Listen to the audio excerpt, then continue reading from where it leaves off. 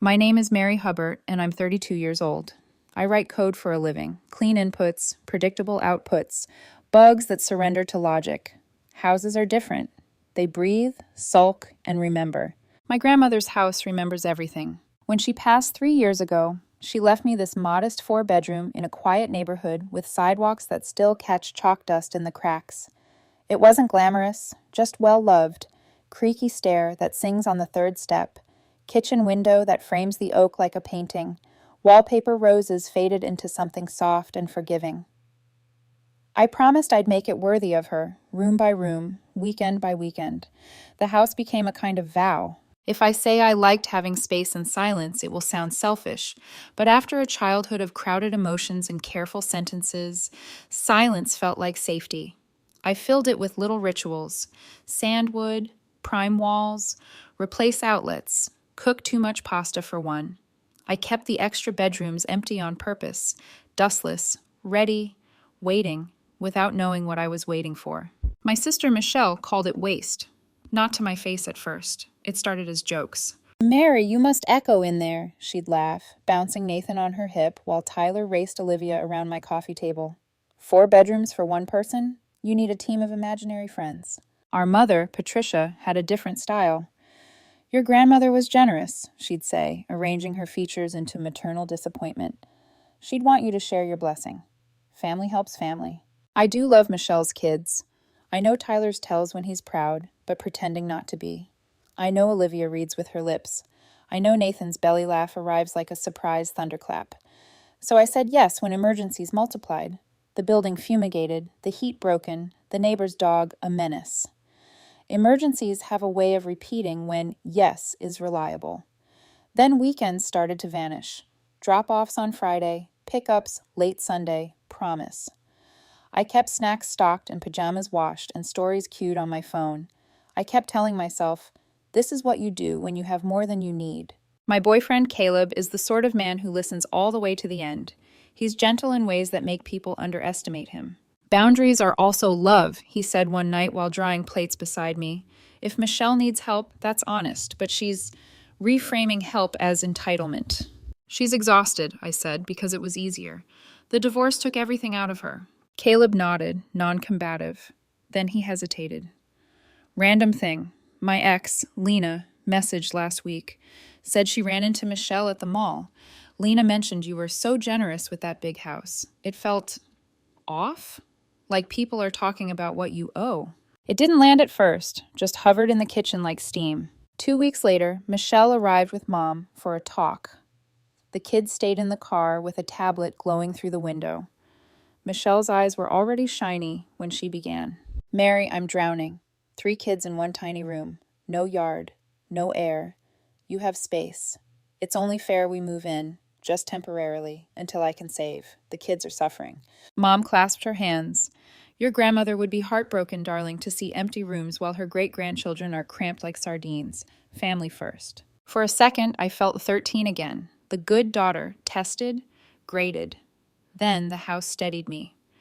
The oak outside the window didn't flinch. "I'll help with rent," I said carefully. "Or I can co-sign for a bigger apartment. Let me look at numbers." "So you can throw money at us to keep us away from your precious floors?" Michelle snapped. The shine vanished from her eyes. They sharpened. "You don't want my kids to dirty up your sanctuary, is that it?" "That's not what I said." Mom tilted her head, disappointed mother as art form. "This isn't about money, Mary. This is about family. You're being selfish." The word stung because it found a seam. I heard myself say, "I'll think," which was a coward's compromise. Michelle's mouth softened. She patted my arm like I'd finally come to my senses. After they left, I found the top drawer of my desk slightly ajar. Harmless, forgettable, except I never leave it that way. The next week, Michelle's emergencies grew oddly theatrical. She arrived on a Tuesday with all 3 kids, claiming the apartment's water had been shut off. Wednesday, she came alone to pick up the Lego set Tyler forgot, but lingered in the hallway by the bedrooms, eyes slicking over door frames as if measuring. I went to make cocoa. When I came back, the spare room closet was open. A stack of labeled plastic bins nudged out like they'd been inspected. I said nothing, which was a choice. Friday, my doorbell rang at 8 p.m. It was Patricia, not knocking so much as announcing. "We're staying the weekend again," she said cheerfully, already shepherding the kids through. "Michelle needs to work doubles."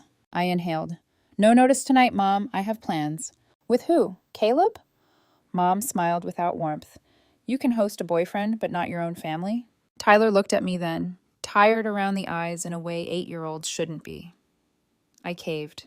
"Okay, weekend. But we schedule these from now on." "Of course," Mom said, which meant nothing. Saturday evening, I went upstairs to find an iPhone flashlight beam slicing under the guest room door.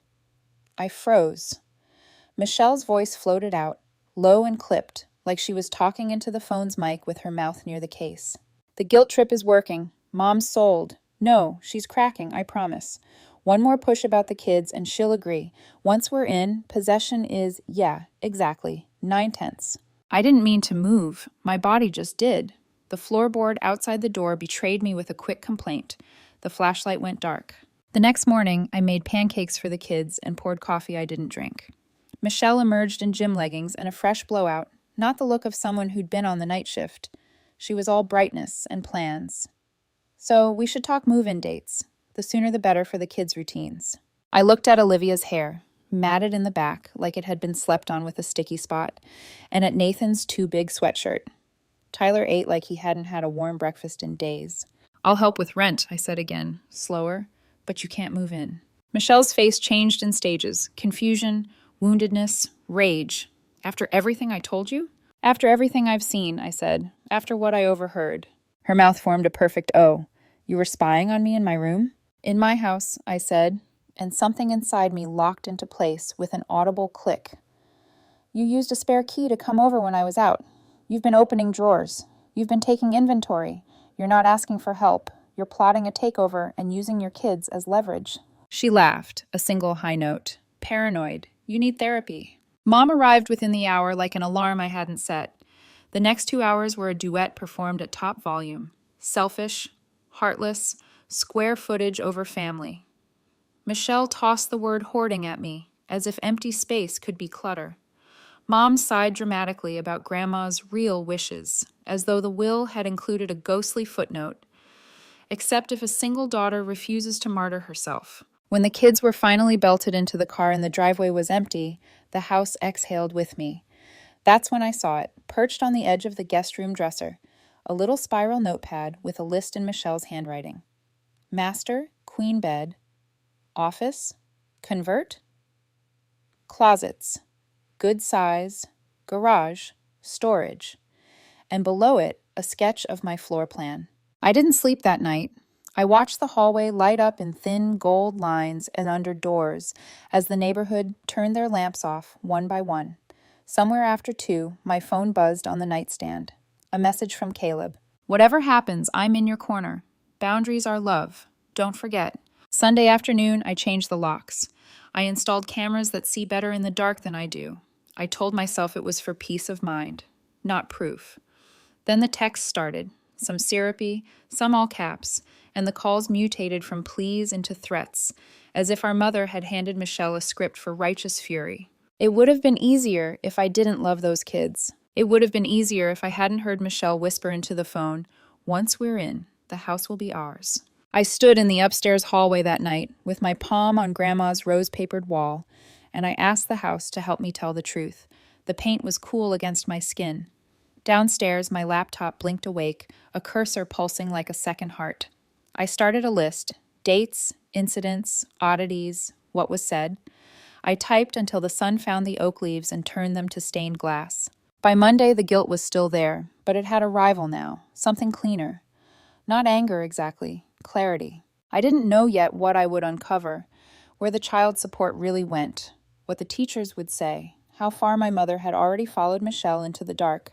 I didn't know I would soon hear a threat so vile it would make my hands shake. I only knew this: the house with too many rooms wasn't empty, it was keeping count. I didn't sleep much after that weekend. Every time the wind pushed a branch against the siding, my mind filled in footsteps, whispers, the rustle of someone moving through rooms that weren't theirs. By dawn, I'd made a decision. If my own family wouldn't respect my boundaries, I needed to protect them myself. The first thing I did was change the locks. It felt almost criminal, like betraying blood. But the moment that last deadbolt clicked into place, I exhaled for the first time in weeks. Then I bought a small security system and installed it myself. Tiny lenses tucked beneath eaves and near the front door, cameras that saw better in the dark than I did. Caleb showed up that evening with takeout and the quiet sort of approval that doesn't need words. "You're not overreacting," he said when I told him about the cameras. "You're gathering proof." "Proof of what, though?" "Whatever you already know in your gut," he said softly. "Michelle isn't just lost, she's lying." The next morning, my phone lit up with 37 missed calls. All Michelle. Her texts bounced between guilt and rage. "I can't believe you changed the locks. What kind of sister does that? Mom's right, you need therapy. You can't keep my kids away from their family." Then one that made my stomach flip. "Don't worry, once everyone hears what you've really been doing with the kids, they'll understand." I stared at that message for a long time, not sure if it was a threat or a bluff. Maybe both. That afternoon, Caleb called me from work. "Mary," he said carefully, "I think you need to dig deeper. She's spinning a story online. Lena sent me a screenshot." He texted it to me, a post from Michelle's private Facebook. "Some people would rather hoard space than help family. Imagine having a 4-bedroom house and watching your sister's kids sleep on the floor, heartless." The comments were a chorus of sympathy. Caleb added, "She's building her narrative. You should build yours, with evidence." That word, evidence, is what pushed me to act. I opened a spreadsheet. I wrote dates, incidents, amounts. Then I realized I didn't actually know where Michelle's money was going. She'd always claimed she could barely make rent, but nurses, even struggling ones, earned enough to survive, especially with $2,400 a month in child support from Robert. That didn't add up. I hadn't spoken to Robert since their divorce, but desperation erases pride. I found his number through an old group chat and texted, "Hey, it's Mary. Can we talk about Michelle?" He called immediately. His voice sounded wary, but relieved. "I was hoping you'd reach out," he said. "Michelle's been blocking my calls. I've been paying support like clockwork, $2,400 a month plus medical and extras for sports, tutoring, you name it. But lately, she's been denying visitation. Says the kids are too upset or sick." He paused. "But they're not. I saw Tyler once at the park. He looked neglected." I told him Michelle claimed she was still living with Mom in a 2-bedroom apartment. He actually laughed. "2-bedroom? Mary, she's got a townhouse in Riverside Gardens. I've been dropping the kids off there until she started hiding them from me." I nearly dropped the phone. "Riverside Gardens? That's 20 minutes from me." "Exactly," he said. "Nice neighborhood, 3 bedrooms, decent rent. I don't know what's really going on, but it's not poverty." After we hung up, I drove there. I told myself I was just confirming a hunch. But the moment I turned onto her street and saw Michelle's car parked outside a well-kept townhouse, something inside me shattered. Through the living room window, I could see a giant TV glowing blue against a spotless white couch. Expensive furniture. Toys scattered neatly in bins. A framed photo of her and the kids smiling like a magazine ad. For someone barely surviving, she was doing just fine. But then, Patricia's car pulled up. She got out with the kids, each holding a garbage bag instead of backpacks. Tyler's eyes were heavy. Olivia's hair was matted. Nathan was in the same hoodie he'd worn 3 days ago at my house. Mom handed Michelle an envelope, cash, by the way she folded it, and left without even going inside. That image, my mother's handoff, my sister's smile, burned behind my eyelids the whole drive home. The next morning, I called Tyler's teacher, introducing myself as his aunt. The woman's relief was immediate. "Oh, Mary, thank goodness. We've been trying to reach family. Tyler's been falling asleep in class. Sometimes he doesn't have lunch money. We were worried." I hesitated. "His mother told me she was struggling financially." "She said the same to us," the teacher replied. "But he wrote an essay last week about staying at your house. Said it's the only place he feels safe and gets enough to eat." I gripped the phone tighter. "He wrote that?" "Yes. I was actually going to suggest his mother let him stay with you more often." When I hung up, my heart physically hurt. It wasn't guilt anymore. It was fury. The quiet kind that crystallizes into resolve. I called Olivia's kindergarten teacher next, then Nathan's daycare. The same story repeated. Fatigue, unkempt, long hours. Sometimes strangers dropped them off. Babysitters, Michelle had said, but no one knew their names. I had enough pieces to see the pattern. That night, I texted Michelle, "We need to talk. Just us. No mom." She came the next evening, all charm and perfume. "So, have you come to your senses about letting us move in?" she began, tossing her coat over a chair. I didn't bother sitting. "No, but I've come to my senses about a lot of other things." I told her everything: the townhouse, the child support, the teachers, the daycare. For once, she had no script ready. "You had no right to stalk me," she snapped. "You lied to everyone," I said. "You're neglecting your kids while using them as pawns." "I'm their mother," she shot back. "I know what's best for them." "Do you?" "Because Tyler's teacher says he's malnourished. Olivia's hygiene is so bad they had to call home. Nathan's daycare reports constant exhaustion. You tell me what part of that is best." Her face twisted. Then came the shift, the same dangerous tilt in her voice I'd heard that night in the hallway. "If you don't let us move in," she hissed, "I'll tell everyone you've been inappropriate with the kids. Who do you think they'll believe? A single woman living alone who insists on private time with her sister's children or their mother?" For a moment, the world tilted. Then I remembered. My phone was recording. State law said I could record conversations for personal protection. I let the silence hang until her smirk faltered. "You're being recorded, Michelle," I said quietly. "Say that again if you mean it." Her eyes widened. "You? What? You're insane." She grabbed her purse and stormed out, slamming the door so hard the frames rattled. But before leaving, she spat one last sentence that would haunt me for weeks. "You've just declared war on your own family." Caleb arrived minutes later, drawn by my shaking voice on the phone. He held me until my heartbeat slowed. "What are you going to do?" he asked. "I'm going to protect those kids," I said, "even if the whole family turns against me." 3 days later, I called Child Protective Services. My voice trembled so much I had to repeat my own name twice. "These are my sister's children," I said, "and they're not safe." When I hung up, the house felt too still, like it was holding its breath along with me. I looked around at the rooms I'd once called empty. They weren't empty anymore. They were waiting. The week after I called CPS felt endless. Every car engine outside made my pulse spike. Every text notification turned my stomach over. I didn't tell Caleb the exact day the investigators would visit Michelle. I didn't even tell him the details of what I'd reported. Saying it out loud made it too real. But when my phone finally buzzed with a call from an unknown number, I knew. The voice on the other end was calm, professional. "Ms. Hubbard, this is Rachel from Child Protective Services. We've completed the initial welfare check on your sister's children. I can't share everything yet, but there were significant concerns. The children have been placed temporarily with their father while the case is reviewed." I didn't realize I'd been holding my breath until my knees gave out. The floor rose up to meet me, and I just sat there on the kitchen tiles, shaking and crying without sound. Relief and heartbreak, twin weights pressing down. Robert called that evening. His voice broke before the third word. "Mary, thank you. I don't know how you had the courage to do what I should have done months ago." He told me CPS found evidence of neglect: unwashed clothes, little food in the fridge, prescription bottles scattered across counters. The townhouse rent was 3 months behind. Michelle hadn't been at the hospital in weeks. She'd called out sick so often they'd replaced her. But the worst part? The investigators found gambling receipts and pill bottles with multiple pharmacies' names. That's where the child support money had gone. Not to tutors or bills, to online poker and opioids. I hung up the phone and just stared at the wall. The wallpaper roses that had faded years ago now blurring before my eyes. Grandma's house had always felt like safety.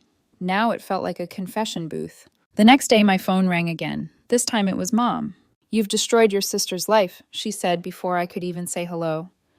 "Do you know what happens when CPS gets involved? You've humiliated this family." "Mom, the kids were—" "I don't want to hear it. Michelle needed help, not punishment. You could have just let her move in. You've always thought you were better than the rest of us." Her voice cracked then, and something inside me hardened. "Mom, you covered for her. You knew." There was silence on the line. Heavy, guilty silence, before she whispered, "You think you're a saint, Mary. But one day you'll regret betraying your own blood." Then the line went dead. I stood in the middle of my kitchen, holding the phone like it was evidence. Maybe it was. For the next week, the house was quiet. Too quiet.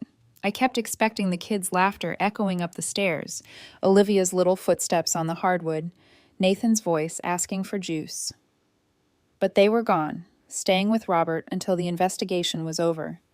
I found myself wandering through the empty rooms at night, touching door frames, straightening blankets on beds no one was sleeping in. Caleb stayed most nights, refusing to let me spiral. "You did the right thing," he kept saying. "You saved those kids." But guilt doesn't vanish just because you did the right thing. It lingers like smoke. A week later, I met Robert at a coffee shop near the courthouse. He looked exhausted, but lighter somehow. "The kids are safe," he said. "Tyler started eating full meals again. Olivia's sleeping through the night. Nathan's daycare says he's calmer." He hesitated. "Michelle's furious. She's saying you conspired with me to steal the kids." I rubbed my temples. "Of course she is," he sighed. "CPS is ordering parenting classes and a substance abuse evaluation. If she cooperates, she could get supervised visitation in a few months. But it's bad, Mary. The addiction's worse than anyone thought." When I got home that night, there was a letter slipped under my front door. No envelope, just folded paper. The handwriting was jagged but unmistakable. "You think you won. You think taking my kids away makes you a hero. You're just jealous. You've always been jealous. You can't even have a family of your own, so you ruin mine. This isn't over. M." Caleb read it and wanted to take it to the police, but I just folded it once, slipped it into my folder labeled documentation. Because if Michelle wanted to play this like a war, I'd play it smart, calm, prepared. Weeks passed. The investigation widened. I learned things I wish I hadn't. Michelle had opened multiple credit cards in Mom's name. She'd taken payday loans using Robert's child support as proof of income. Mom had been sending her cash to help with rent for over a year, money that went straight into gambling apps. The family group chat turned into a war zone. Mom called me a traitor. An aunt from another state messaged, "You did the right thing, honey." It felt strange, people choosing sides in a battle I never wanted to start. Then came the day I wasn't expecting. A white SUV pulled into my driveway around dusk. When I opened the door, Patricia was standing there, hair messy, eyes red, clutching a grocery bag. "Mom?" She didn't meet my eyes. "I just wanted to see the house again," she said softly. "Your grandmother's house. She loved it here." For a fleeting moment, I thought maybe she'd come to apologize, but then she said, "I talked to Michelle today. She says you're lying, that CPS twisted everything. She's going to fight this. You could stop it if you wanted to." "Stop what? The truth?" "You could tell them it was a misunderstanding. Mom, they found empty pill bottles. The kids were hungry." "She's getting help." Mom's voice broke into a sob. "She's my baby." "And those are her babies," I said quietly. "Who was protecting them?" Mom's face crumpled. For a second, I saw something like shame flash through her eyes, but it was gone as quickly as it came. She turned away, muttering, "Your grandmother would be heartbroken." Then she left. After she drove off, I sat on the porch until the sky turned navy. Caleb texted, "You okay?" I typed back, "No, but the kids are." That night, I opened the spare bedroom door, the one Tyler had slept in so many weekends before everything broke, and whispered, "It's safe now." The room didn't answer, but I swear the air felt lighter. 3 days later, Robert sent pictures. Tyler smiling at his robotics club, Olivia holding up a painting with a pink sun, Nathan asleep on the couch, a stuffed dinosaur under his arm. And then a video message, Tyler's voice shy but clear. "Hi, Aunt Mary. Daddy says you helped us when we didn't know we needed it. I miss pancakes. Can I come over when it's okay?" I didn't even realize I was crying until Caleb wiped a tear off my cheek. "Yes," I whispered to the screen, "anytime." But peace never lasts long in stories like ours. A week later, Caleb found something online. He was scrolling his phone at breakfast, his face going pale. "Mary, you need to see this." It was a social media post, public this time. Michelle had uploaded a photo of her and Mom at some lawyer's office, captioned, "Sometimes evil hides behind kindness. My sister's lies tore my family apart, but truth always wins. Pray for justice." The comments flooded in. "Stay strong, Mama. She'll get what's coming. How could your own sister do that?" Then I saw it, the last comment, written by Lena, Caleb's ex. I always knew something was off about her. Caleb's hand tightened around mine. "This is getting dangerous," he said. But I wasn't scared anymore. Not of lies, not of whispers, not even of losing what little family I had left. Because I finally understood. The truth might shatter everything, but it would also set those children free. And I wasn't done protecting them yet. 6 months. That's how long it's been since CPS walked into Michelle's townhouse and turned every lie she told into evidence. 6 months since Mom's number disappeared from my favorites. 6 months since the word selfish stopped echoing in my head. And yet, the house feels fuller than ever. Robert has full custody now. He married Amanda, a woman whose calm warmth makes you feel steadier just by standing near her. They moved 4 blocks away so the kids could stay close to me, so I could stay close to them. Tyler comes over every weekend now. My garage has become his lab, where he builds little robots from scrap parts I bring home from work. Olivia has her own drawer in the kitchen for her baking tools, which are mostly spoons and pink sprinkles. Nathan is still small enough to insist on bedtime stories, curling against my arm while I read aloud. Every sound of them, their laughter, their squabbles, their footsteps, is a reminder that doing the right thing may break your heart, but it mends the future. Michelle's world fell apart before it began to rebuild. Her substance evaluation revealed a brutal truth. She'd been addicted to prescription pills and online gambling for nearly 2 years. The divorce wasn't caused by Robert's infidelity, it was by her theft. She'd drained their savings, maxed his cards, and buried herself under debt. The townhouse rent had been unpaid for months when CPS arrived. My mother had known about the pills and the debts, but she believed silence was love. It wasn't, it was permission. After hitting rock bottom, Michelle entered a 90-day inpatient rehabilitation program. The court required it, but for the first time, she didn't fight it. 2 months in, she sent me a letter through her counselor. It wasn't the kind of letter you expect from someone like her. No blame, no manipulation, no begging, just confession. Mary, I was going to take your house. I told myself it was for my kids, but it was really for me.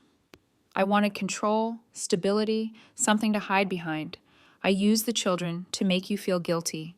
You were the only one who saw me clearly, and I hated you for it. I don't expect forgiveness. I just want you to know I'm trying to be the mother they deserve, even if that means never being in their lives again. Michelle. I didn't reply. I wasn't ready. But I kept the letter, folded neatly between my grandmother's old recipe cards. Mom, Patricia, didn't take it as well. When Michelle entered rehab, Mom had what the doctors called an emotional collapse. She moved to her sister's home, 2 states away.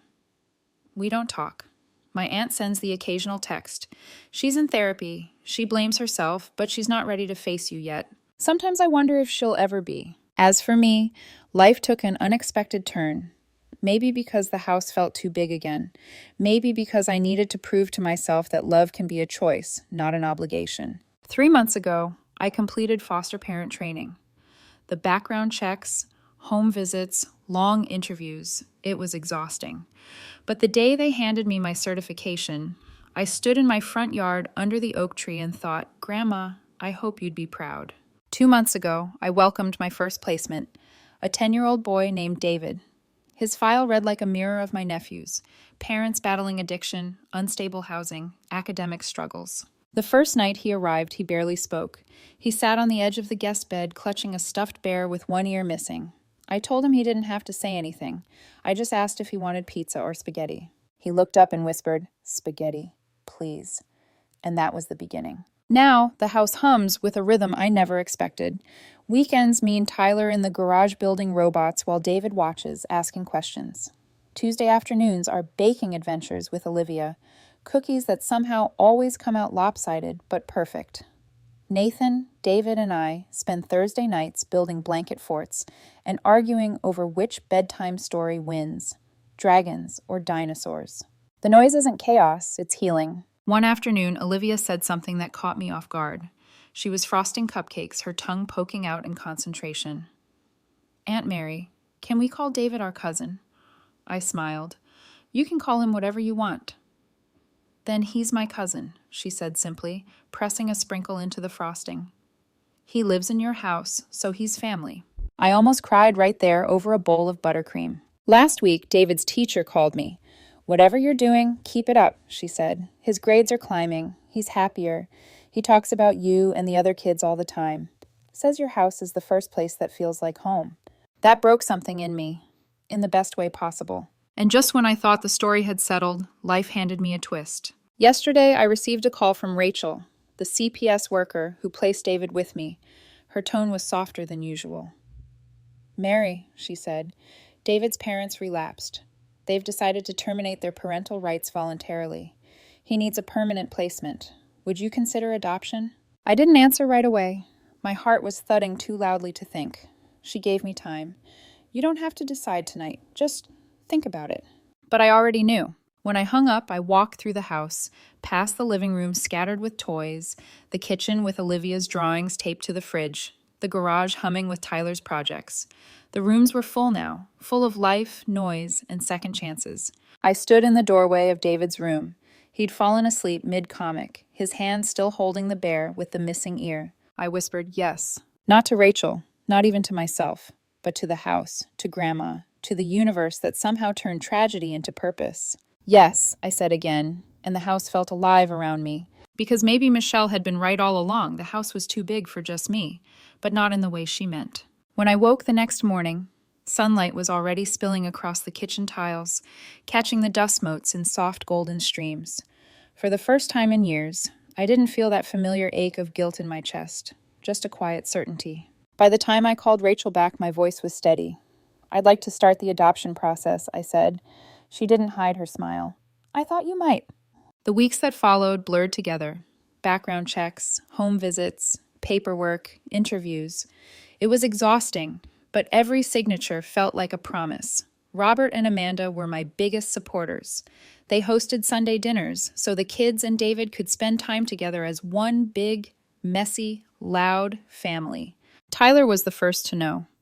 He was in the garage, tinkering with his robot car when I told him.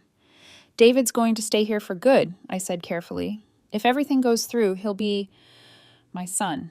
He looked up, thoughtful. So, I'll have a cousin who's kind of my brother? Something like that, I said, laughing through the lump in my throat. Tyler nodded, satisfied. Good. He needs a home like this.